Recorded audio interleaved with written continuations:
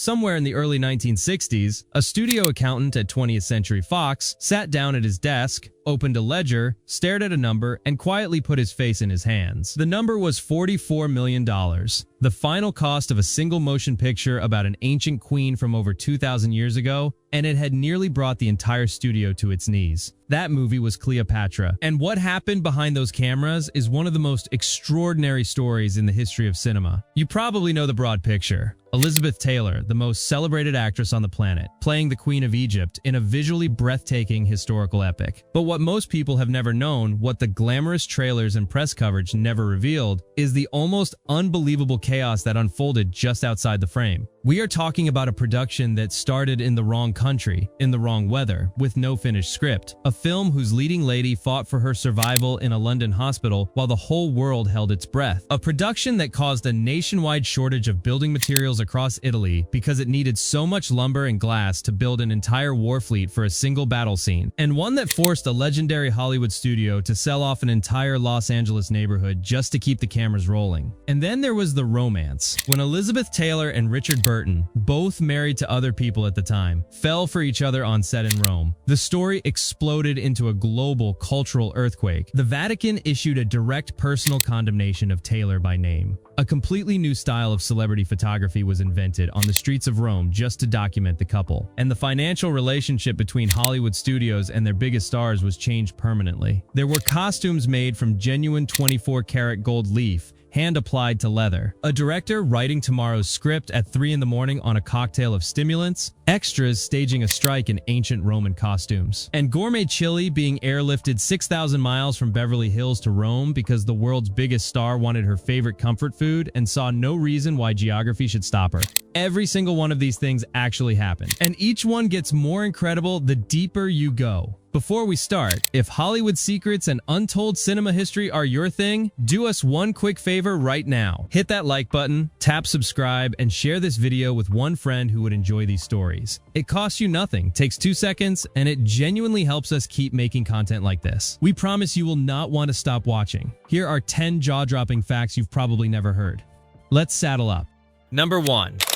To understand how the making of Cleopatra turned into such an extraordinary disaster from the very first day, you have to go back to a decision made not by filmmakers but by accountants. The financial team at 20th Century Fox believed that filming in England would save money. The United Kingdom offered generous production incentives that looked attractive on paper. And so, despite the obvious geographical mismatch, they decided to film a story set in the blazing heat of ancient Egypt on the backlot of Pinewood Studios in Buckinghamshire, England. The construction started impressively. An army of craftsmen spent months building an artificial version of ancient Alexandria. Towering temple facades, elaborate harbor structures, palatial columns, and market areas covering over 20 acres. To sell the illusion of an Egyptian summer, the production imported hundreds of live palm trees. On paper, it looked perfect. Then the British weather arrived. The year 1960 turned out to be one of the coldest and wettest in recent English memory. The plaster facades designed to resemble ancient sandstone started cracking and dissolving in the rain.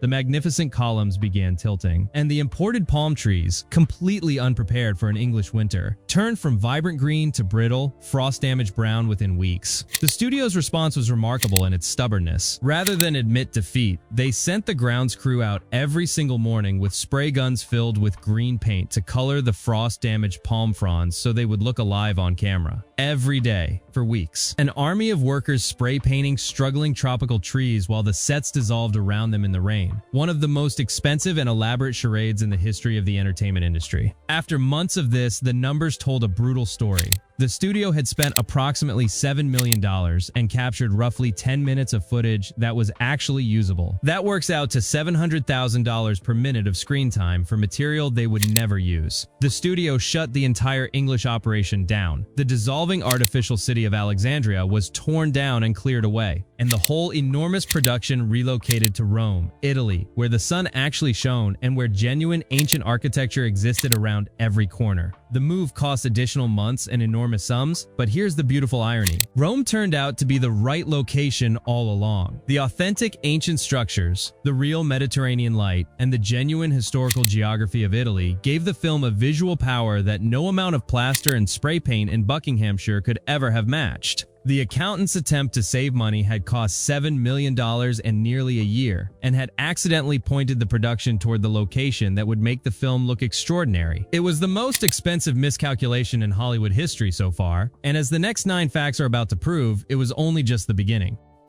Number 2.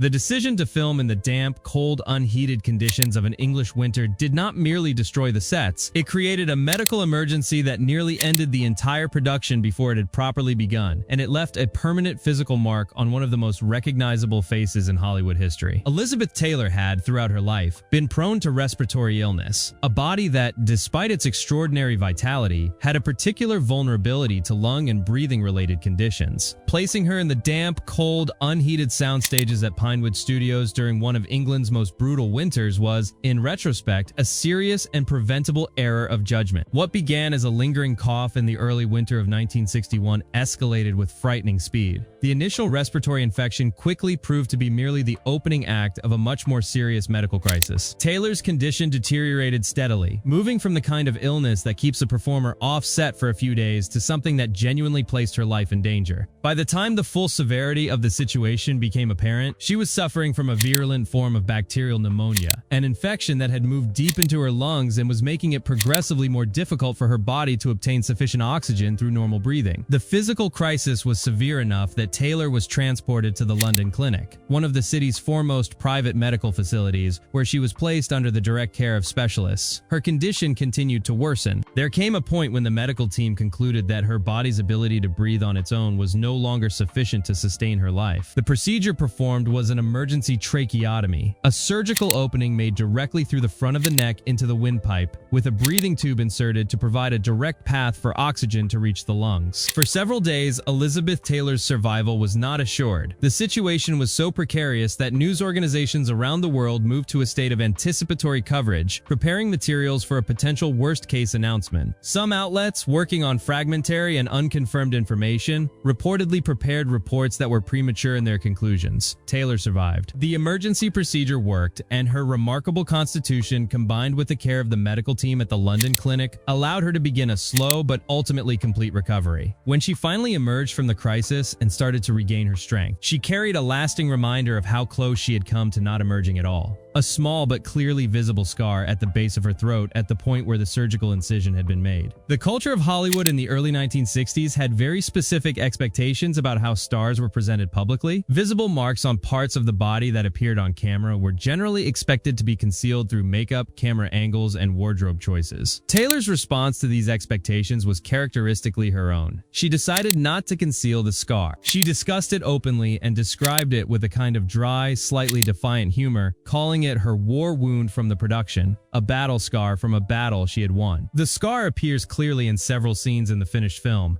particularly those filmed after her return to health in Rome and featuring lower necklines in her extraordinary costuming. Film historians and close viewers of Cleopatra have long noted its presence as one of the most intimate biographical details embedded in the film's visual fabric. The immediate aftermath of Taylor's surgery and recovery also presented the production with entirely new practical problems. Taylor had been the indispensable center of the entire enterprise, not just artistically, but contractually and financially. Her extended illness and recovery period meant months of production delays that cost the studio enormous sums under the very overtime clauses she had negotiated into her own contract. The studio could not legally or practically replace her. Her name was what was selling the film to distributors, exhibitors, and audiences. They had no choice but to wait. And so, while Taylor recovered in London, the enormous apparatus of the Cleopatra production sat largely idle, burning money on standby costs while its most essential performer gradually regained her health. In the strangest possible financial arithmetic, those idle weeks still qualified as overtime under her contract terms. The production's catastrophe was, contractually speaking, also her gain. The near-death experience and the public coverage of her survival had a profound effect on how the public viewed Elizabeth Taylor. In the months leading up to her illness, the press had been conducting intensive and frequently harsh coverage of Taylor related to her personal life specifically. Her marriage to the entertainer entertainer Eddie Fisher and the circumstances under which that marriage had been established. The medical emergency changed everything. An outpouring of genuine sympathy and concern transformed the emotional atmosphere completely. This shift in public sentiment coincided with the period leading up to the Academy Awards. Taylor had been nominated for the Oscar for Best Actress for her work in Butterfield 8, a film she considered well below her standards, accepted for contractual rather than artistic reasons, and yet she won. She received the Academy Award for Best Actress for Butterfield 8 at the ceremony held on April 17, 1961. Taylor herself, with characteristic dry wit, offered the observation that her emergency surgery had been a meaningful factor, that the sympathy generated by her survival, rather than the specific quality of her performance, had tipped the balance. Whether one accepts her self-deprecating explanation or not, the sequence of events, survival, scar, sympathy, Oscar, stands as one of the most remarkable sequences in the awards history of American cinema. The medical community's response to Taylor's emergency in 1961 was itself a reflection of the state of medical science at the time. The treatment of severe bacterial pneumonia in the period before the widespread availability of the most effective modern antibiotics was a different and more uncertain proposition than it would become in later decades. The emergency tracheotomy performed to save Taylor's life was a procedure that carried its own risks and required considerable skill to perform successfully in emergency conditions. The team at the London clinic that managed Taylor's care during the most critical period of her illness were operating at the outer limits of what contemporary medicine could provide, and the outcome, her survival and full recovery,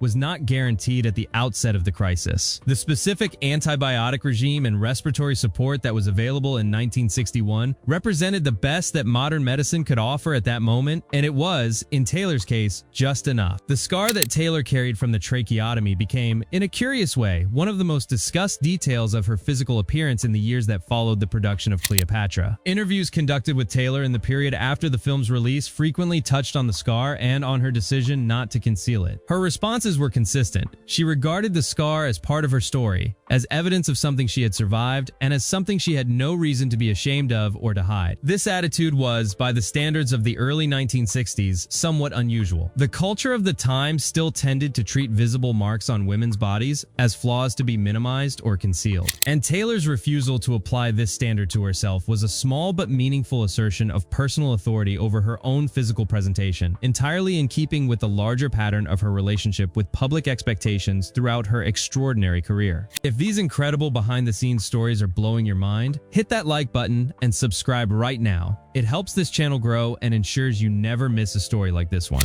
Number 3.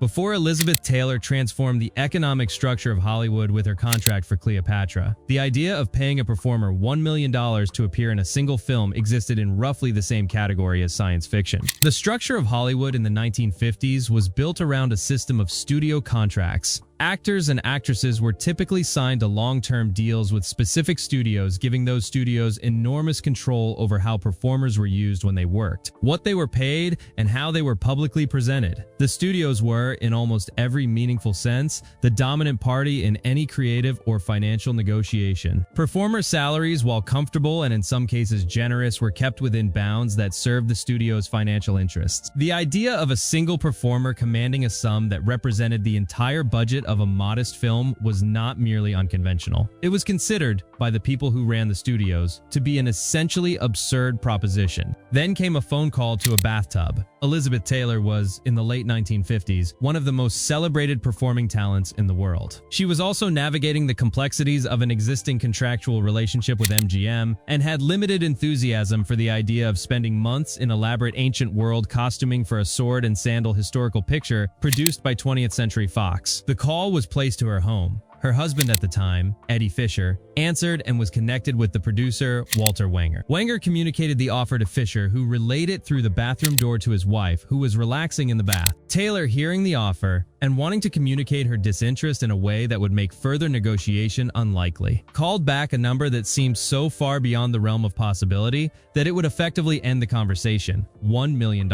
She meant it as a polite but unmistakable no wrapped in the language of an absurd counterproposal. She expected laughter or a firm decline. The studio said yes. Now, the $1 million base salary was itself extraordinary, a number that immediately became Hollywood news and changed how the entire industry thought about performer market value. But the full story of what Taylor's legal and business representatives negotiated into that contract is even more remarkable than the headline number suggests. The contract was not simply a guarantee of $1 million for appearing in the film. It was constructed around a series of additional provisions that would prove spectacularly valuable as the production encountered delay after delay. The first and most significant was an overtime clause. If the production extended beyond a certain time frame, Taylor would receive $50,000 for each week the production ran over schedule. In 1960s terms, $50,000 per overtime week was a staggering sum, and the production did run over schedule dramatically, extensively, almost incomprehensibly over schedule. The combination of the weather catastrophe in England, Taylor's nearly fatal illness, the complete relocation to Rome, the constantly evolving script, and dozens of other complications meant that what was supposed to be a relatively contained production stretched out for years. Each week of overrun was another $50,000 in Elizabeth Taylor's account. But even that was not the full scope of the contract's financial sophistication. Taylor's representatives had also negotiated a provision giving her a 10% share of the gross profits of the film, not the net profits, which in Hollywood accounting can mean almost anything or sometimes nothing at all, but the gross. Every ticket sold anywhere in the world, before any expenses were deducted, contributed a percentage to Taylor's account. The final tally, by the time all elements of her compensation were added up, was not $1 million.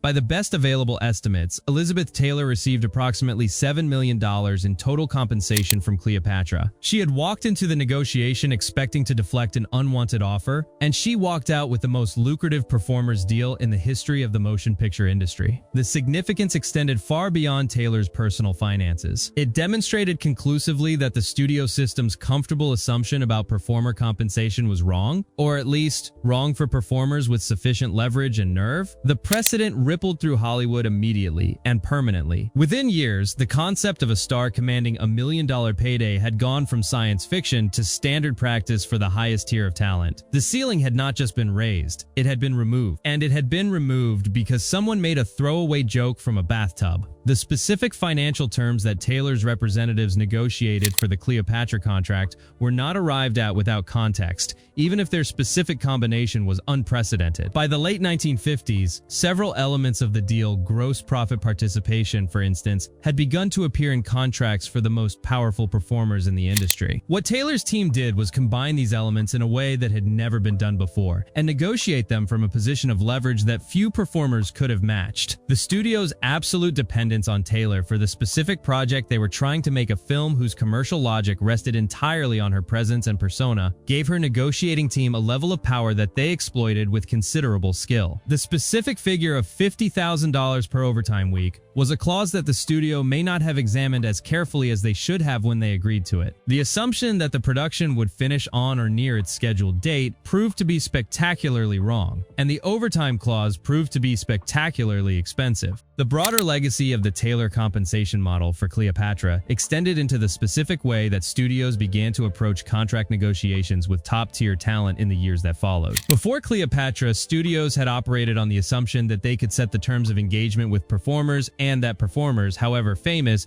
would essentially accept what was offered or lose the role. After Cleopatra, it became standard practice for studios to engage in genuine negotiations with the representatives of top talent to treat the contract as a real bilateral negotiation rather than a take-it-or-leave-it offer. This shift in the fundamental power dynamic of the industry had implications that extended far beyond the specific financial terms of individual deals. It established the principle that a performer's commercial value was something that the performer could legitimately negotiate over, and that the studio's interest in securing that value was a card the performer could play in their own favor. Fact 4. Before Elizabeth Taylor became the undisputed choice to play the legendary Queen of the Nile, the role was far from being the blockbuster vehicle it eventually became. In its early incarnation, Cleopatra was conceived as a much more modest production, a respectable but not extravagant historical drama with a limited budget. And in those early conversations, the actress most seriously being considered for the role was not Taylor at all. It was Joan Collins. In the late 1950s, Joan Collins was a rising performer who had signed a contract with 20th Century Fox and was actively seeking a major role that would establish her at the top tier of Hollywood stardom. She was talented, she had a commanding screen presence, and she had already demonstrated a genuine ability to carry a film. When Cleopatra was being developed as a smaller-scale project, Collins went through screen tests and serious consideration for the lead role. by multiple accounts, she was a genuine frontrunner. Then the selection process took a turn that Collins would later describe publicly, and which has become one of the most frequently cited examples of the systemic power imbalances that governed casting decisions during that era of Hollywood history. Collins recalled in interviews conducted decades later, when the passage of time and changes in public expectations had made these conversations more possible, that the process of being considered for Cleopatra was accompanied by pressure of a deeply inappropriate kind. Specifically, she described situations in which senior executives at the studio made it explicitly clear in language that was coded but unmistakable in its meaning, that the role could be hers if she was willing to engage in personal relationships with the men making the decision. This practice, known in the industry by the grim euphemism of the casting couch, was not, in the 1950s Hollywood of Collins's account, a secret. It was, according to many testimonies from people who worked in the industry during that period, a widely understood feature of how certain casting decisions were made, particularly when the role was genuinely desirable and the decision makers had the leverage to impose conditions. Collins refused. She declined to accept these terms, regardless of how significant the potential role was or how much the opportunity might have advanced her career. She later described conversations with a studio executive old enough by her account to have been her grandfather, conversations in which what was being proposed was sufficiently clear that there was no possibility of misunderstanding, and in which her refusal was made equally clear. Her decision was an act of considerable personal and professional courage. The entertainment industry of that era had extremely limited mechanisms for performers to report or challenge the behavior of powerful executives, and the potential career consequences of refusing what powerful men wanted were real and significant. Collins understood this. She refused anyway. The outcome was predictable. She was not cast as Cleopatra. The role eventually went, through the sequence of events already described, to Elizabeth Taylor, once the project expanded dramatically in scope. The specific year in which Joan Collins had her experience is important context. The late 1950s were a period when the structures of the studio system were beginning to show serious cracks, but the culture that had developed over decades of studio dominance was still very much operative. The combination of contractual obligations, professional vulnerability, and the absence of any institutional support for performers who experienced mistreatment made speaking out essentially impossible at the time. Collins made her choice the only way available to her. She simply refused and accepted the professional consequences. Her willingness to speak about it publicly many years later, when the cultural context had changed enough to make such disclosures survivable, contributed to a growing body of testimony that helped change how the industry understood and addressed these systemic issues. Joan Collins went on to have a long and highly successful career, achieving true iconic status in later years entirely on her own terms. Whether she would have made a remarkable Cleopatra is a question the screen test footage, if it still survives, might partially answer. Whether her decision to refuse the conditions attached to that role reflects well on her character is,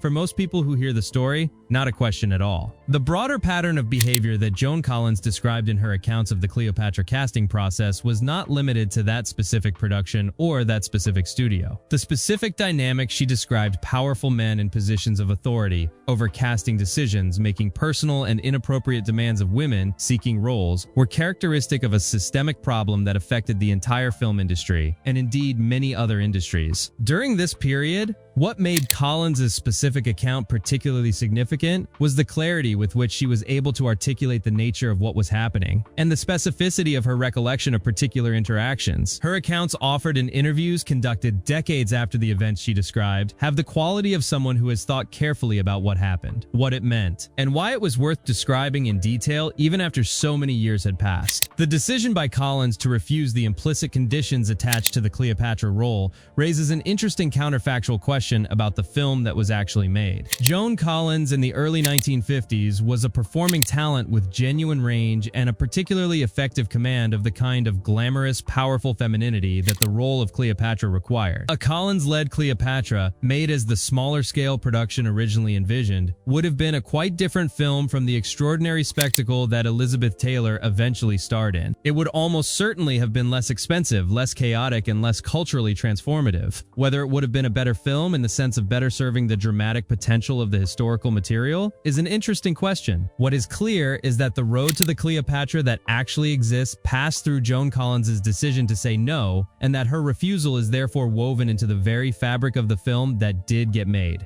Number 5.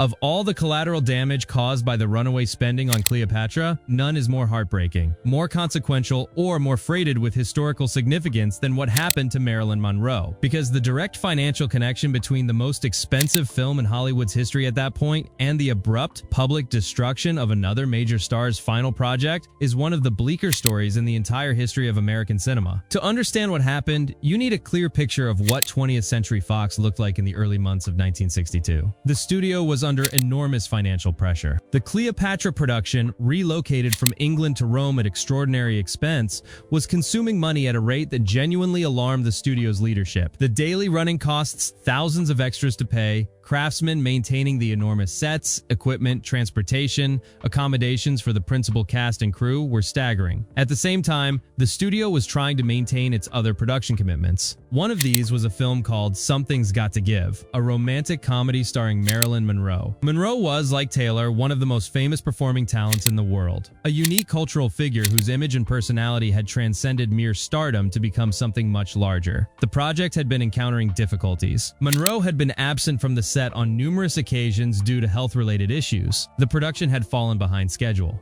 And in the accounting offices, someone was looking at two columns of numbers: what Cleopatra was costing and what the studio had available to spend. The conclusion reached by studio leadership was that maintaining both productions simultaneously was no longer financially viable. Cleopatra was too large to be simply abandoned. The studio had already invested an amount that made stopping unthinkable. Stopping would mean writing off everything already spent, producing nothing, and facing the company's financial difficulties without even the potential return of a completed film. Marilyn Monroe's production, by contrast, was still in its relatively early stages, and Monroe's attendance issues had given the studio a legal argument for justifying a dramatic response. The studio fired Marilyn Monroe. They sent notice terminating her contract on the grounds of her failure to fulfill her professional obligations, and simultaneously, they initiated legal action against her, filing suit seeking damages of $750,000. Then they redirected the personnel, resources, and financial capacity that had been allocated to Monroe's film and shoveled it into the furnace of the Cleopatra production in Rome. The public nature of what happened, the firing, the lawsuit,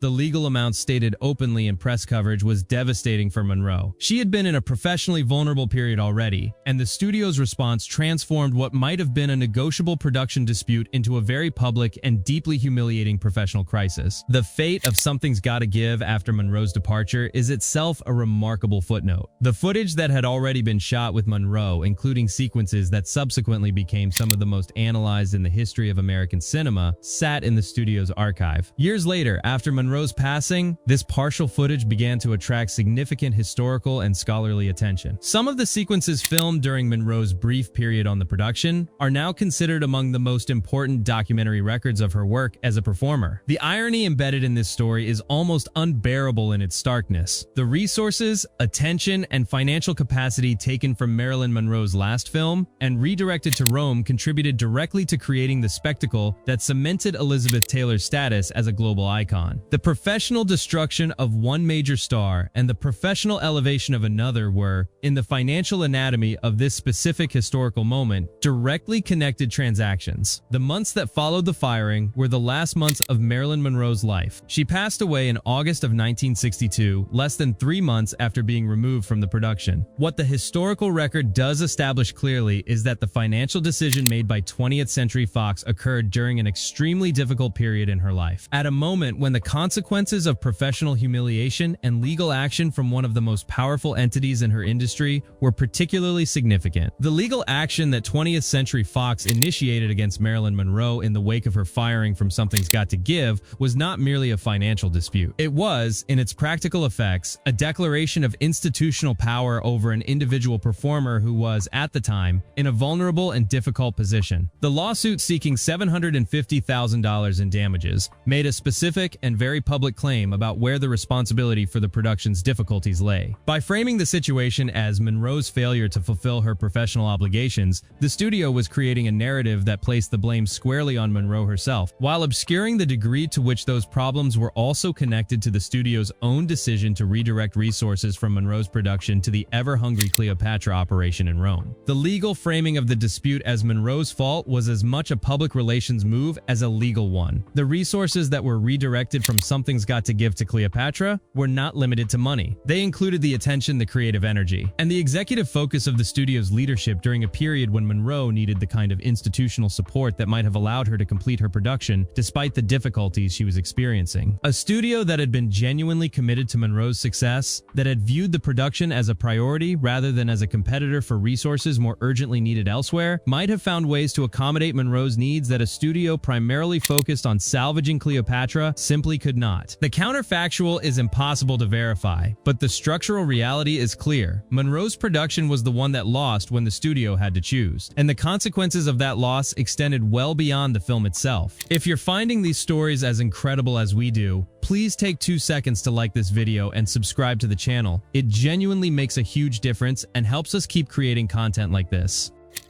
Number 6.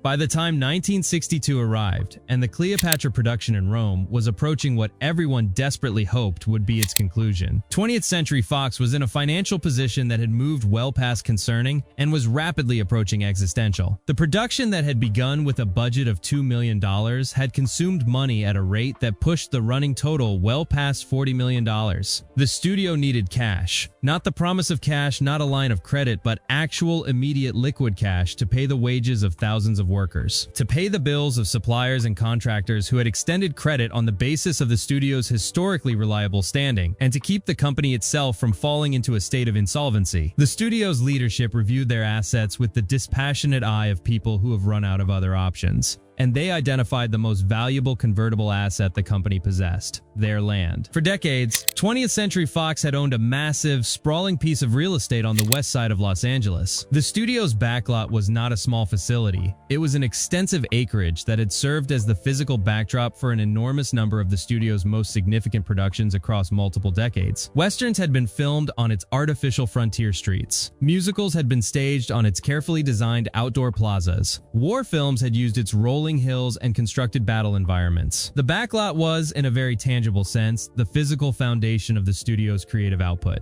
It was also, in 1962, sitting on prime real estate in one of the most desirable and rapidly developing areas of Los Angeles. The right buyer proved to be the Aluminum Company of America, known as Alcoa. The company was interested in development opportunities in the Los Angeles market, and the Fox backlot represented exactly the kind of large, well-located parcel that could support significant commercial and residential development. The sale was completed at a price of $43 million. The significance of this number requires very little elaboration. The final budget of Cleopatra was $44 million. The studio sold its entire physical production infrastructure, the backlot that had been the creative heart of its filmmaking operation for decades, for almost exactly the amount of money that one single production had consumed. The land was subsequently developed into what we now know as Century City, a district of gleaming office towers, retail centers, residential buildings, and hotels that occupies the ground where the Fox backlot once stood. The broader question of what the Century City transaction tells us about the relationship between creative and commercial value in the entertainment industry is one that remains genuinely interesting. 20th Century Fox traded its creative infrastructure, the physical plant of its production capacity, for the cash it needed to complete one film. That film went on to be the highest-grossing film of its year. The sale and the development that followed generated returns for Alcoa and subsequent property owners that vastly exceeded what the studio received in the original transaction. The land was worth more than the studio received for it, and the studio sold it at a moment of maximum weakness for minimum value. The craftspeople, set designers, and filmmakers who had built their careers working that specific land, whose specialized knowledge of those buildings and locations was embedded in decades of professional practice, found themselves operating in a world in which that entire physical environment had simply ceased to exist. The creative infrastructure that was demolished to make way for Century City is gone forever. There is a map of Los Angeles that exists today because a movie about the Queen of Egypt proved too expensive to make within any reasonable financial framework. The next time you walk past the towers and shopping centers of Century City, remember, you are walking through land that existed purely to serve the imagination, until one film's ambition forced the sale that replaced it with steel and glass. The development of Century City on the former Fox backlot proceeded over the course of the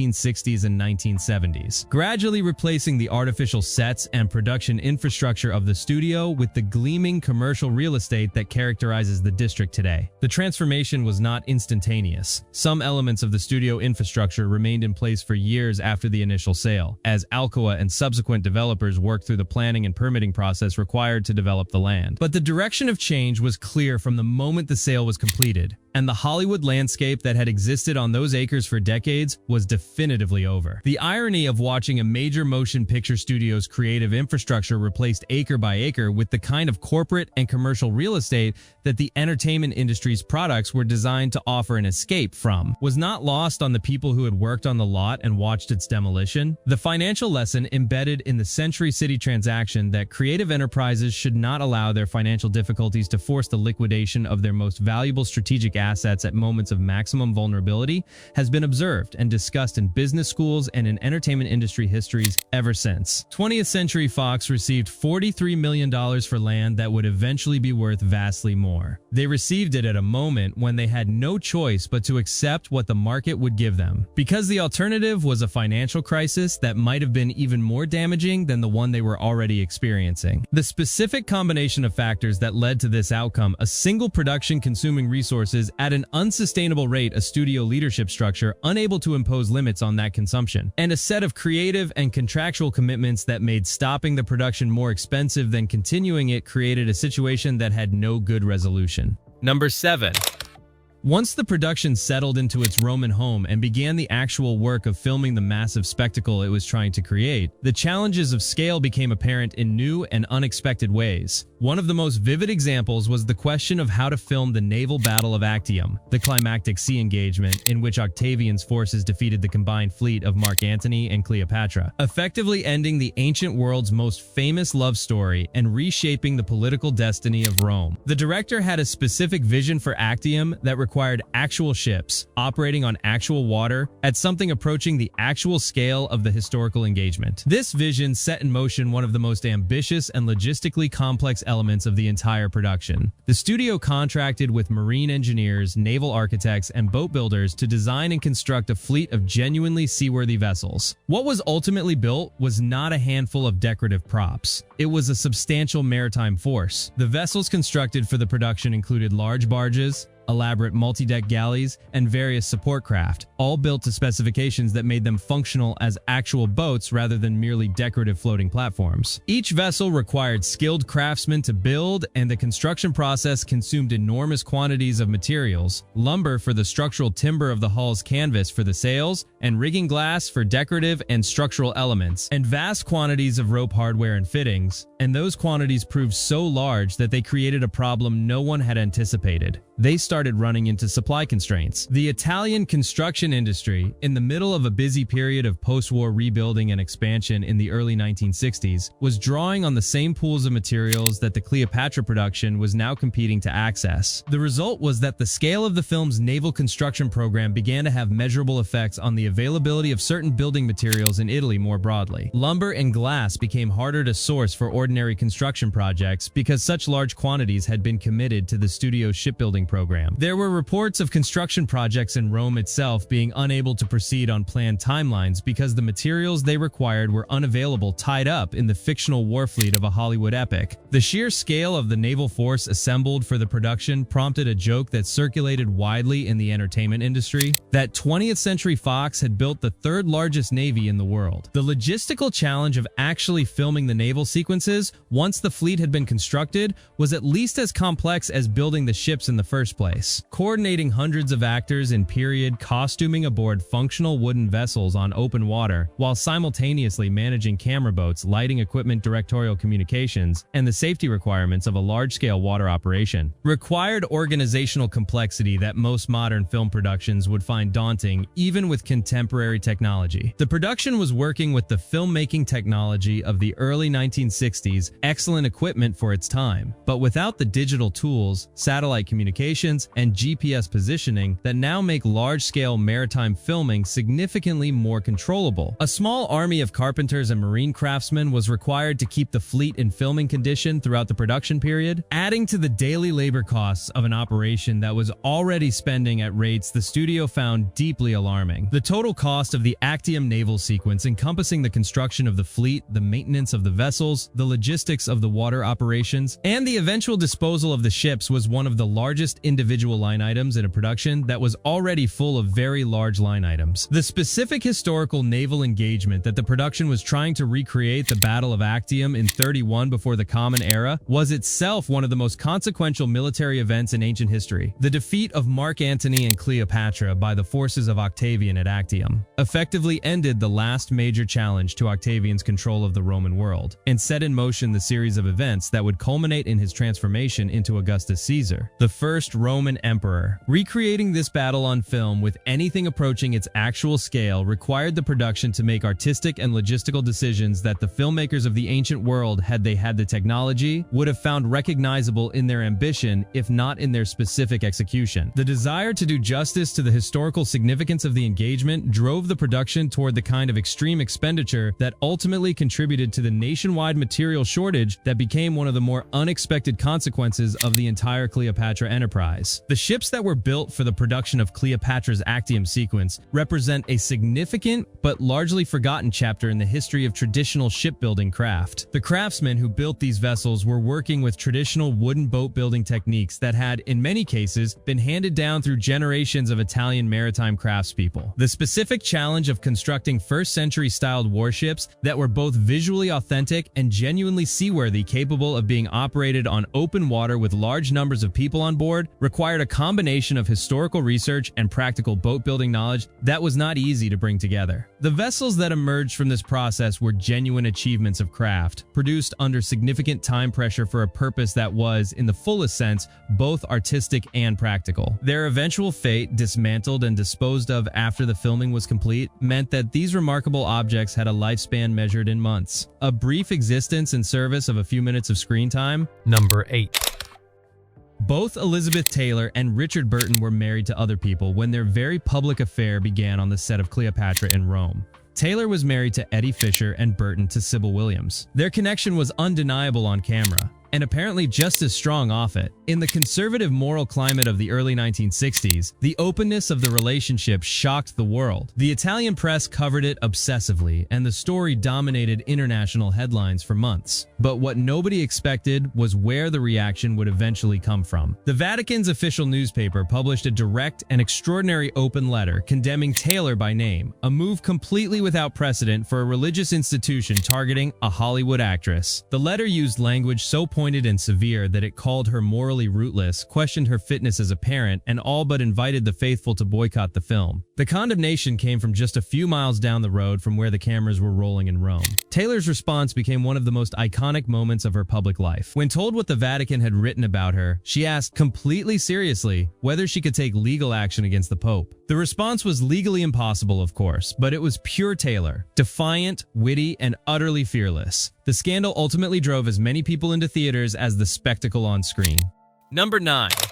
One of the most significant and lasting legacies of the Cleopatra production extends far beyond the film itself, beyond the studio, beyond Hollywood, and into the fundamental restructuring of the relationship between famous people and the photographers who document their lives. Before the Taylor-Burton affair erupted into a global news story, the system by which celebrities were photographed and those images distributed to the public followed a relatively well-defined and controlled pattern. The major Hollywood studios had established publicity departments that managed the flow of imagery related to their performers. Official photo sessions were arranged under controlled conditions. Approved images were released to magazines and news services, and the stars themselves had considerable influence over what images of them circulated publicly. This system served everyone's interests reasonably well. Stars got to control their public image. Studios got to manage their assets' presentation. Magazines received a regular supply of attractive images. The rules, in the context of Taylor and Burton's relationship, proved to be completely inadequate. The public demand for actual photographic proof of the relationship between these two extraordinarily famous people was unlike anything that had come before in terms of intensity and financial potential. The person who could deliver a genuine, unauthorized, candid image of Taylor and Burton together, not posed, not approved, not controlled, would have an enormously valuable asset. Italian photographers operating in a city with a particular tradition of street photography, were the first to recognize and fully exploit this situation. These photographers began operating completely outside the conventions that had governed the relationship between press photographers and performing artists. They followed, surveilled, anticipated, and waited for moments of genuine connection that could be captured without the subject's knowledge. The name by which this kind of photographer would become known, paparazzo in the singular. Paparazzi in the plural was derived from a character in Federico Fellini's celebrated film, La Dolce Vita, released in 1960. The real photographers who adopted the aggressive style, driven in significant part by the Taylor Burton story, took the name and made it a permanent fixture of global cultural vocabulary. The technical innovation that most dramatically changed the equation was the development and increasingly aggressive use of long-range telephoto lens technology. A photographer with a sufficiently powerful telephoto lens could capture clear, usable images from distances at which the subjects had absolutely no way of detecting the presence of a camera. The moment most often cited as the defining breakthrough came when a photographer succeeded in using this technology to capture images of Taylor and Burton in a clearly intimate situation aboard a yacht off the Italian coast near the island of Ischia. The photograph sold for a remarkable sum, and the lesson was immediately understood across the industry. Unauthorized candid images of the most famous people in the world captured in genuinely unguarded moments were worth more than any official portrait session could produce. This economic reality reshaped the entire industry permanently. The transformation of celebrity photography from a controlled studio practice to an aggressive, unauthorized industry had implications that extended far beyond the entertainment business. The techniques developed by the photographers pursuing the Taylor Burton story in Rome, the long-range telephoto lenses, the surveillance of hotels and known locations, the cultivation of sources within production companies who could provide tips were eventually applied in contexts that had nothing to do with Hollywood. Political figures, athletes, members of royal families, business executives, anyone whose private life generated public demand was eventually subject to the same techniques and the same economic logic that the Cleopatra photographers had pioneered. The feedback loop they identified and exploited became self-reinforcing over subsequent decades, driving the industry toward methods and practices that had genuinely complex consequences for their subjects. The entertainment industry's relationship with photographic privacy has never returned to the relatively controlled state that characterized it before the 1960s. The specific practices, economics, and in some ways the ethics of celebrity photography were all shaped in fundamental ways by what happened during the Cleopatra production on the streets and waterways of Rome and Italy. All of it traces back to the demand for a single photograph proof that two people on a movie set in Rome were more than co-stars. The specific island of Ischia, off which the famous yacht photographs of Taylor and Burton were reportedly taken, has its own interesting geography in the history of Italian celebrity culture. Ischia is a volcanic island in the Bay of Naples, historically popular with European aristocracy and with a somewhat more private character than the more famous Capri nearby. The choice of Ischia as a location where the couple might have some degree of privacy was understandable but ultimately futile. The photographers who were tracking the couple had already demonstrated that they were willing to invest considerable time, resources, and technical ingenuity in obtaining the photographs that the market was demanding. A distant island was not going to deter people who were operating with long-range telephoto lenses and the financial motivation provided by the prices those photographs could command. The economics of the paparazzi industry that emerged from the Cleopatra period have continued to evolve and intensify over the decades since. The specific financial incentives that drove the photographers in Rome to develop their aggressive techniques have been amplified by the growth of global celebrity culture, by the proliferation of media outlets hungry for celebrity imagery, and by the development of digital technology that has made the production, distribution, and consumption of celebrity photographs faster and cheaper than ever before. The fundamental dynamic that unauthorized candid images of famous people command significant market premiums over authorized posed images has remained constant through all of these technological and cultural changes. It was identified and exploited for the first time, in a systematic and commercially significant way, by the photographers who were chasing Elizabeth Taylor and Richard Burton through the streets and waterways of 1960s Rome. Number 10. While studio executives in New York were selling off the studio backlot just to stay afloat, Life on set in Rome was operating by completely different rules. No story captures this gap better than what happened when Elizabeth Taylor got a craving for chili. Not just any chili, the specific chili from Chasen's, a legendary restaurant back in Beverly Hills. Rather than finding a substitute in one of the world's great food cities, she simply placed an order with a restaurant in Los Angeles, 6,000 miles away. Chasen's froze 10 quarts of chili, packed it in dry ice, and shipped it by international air freight across the Atlantic Ocean all the way to Rome. The shipping cost alone ran into hundreds of dollars in 1962 money. The chili arrived. Elizabeth Taylor ate it. And the story entered Hollywood legend as the perfect symbol of the entire production. A studio going bankrupt in New York, while its star was having comfort food airlifted 6,000 miles away. There is no record that the executives ever found out. You made it all the way to Fact 10. You absolute legend. Please like this video and subscribe right now. And hit the bell so you never miss what we drop next. So there you have it, 10 extraordinary, documented, and verified stories from behind the camera of the most expensive, most scandalous, and most chaotic film production of the 1960s. Stories the trailers never told you. Stories the studio never wanted you to know. Stories that, in many cases, are more dramatic and more entertaining than anything that made it onto the screen. The next time you sit down to watch Cleopatra, and we genuinely encourage you to, because it is absolutely worth watching with all of these stories in your head, look for Elizabeth Taylor's throat. Look for the scar she refused to hide. The mark left by the emergency surgery that saved her life and perhaps helped her win an Oscar. And know that behind every single frame of that spectacular film is a story at least as extraordinary as anything happening on screen. We hope you enjoyed going deep on these 10 incredible stories. Which one shocked you the most? Drop it in the comments below. We read every single one. And if you want more behind-the-scenes secrets from the golden age of Hollywood, subscribe and hit the bell so you're always first to know when we drop the next video. Until then, keep watching, keep wondering, and remember, the best stories about movies are almost never the ones up on the screen.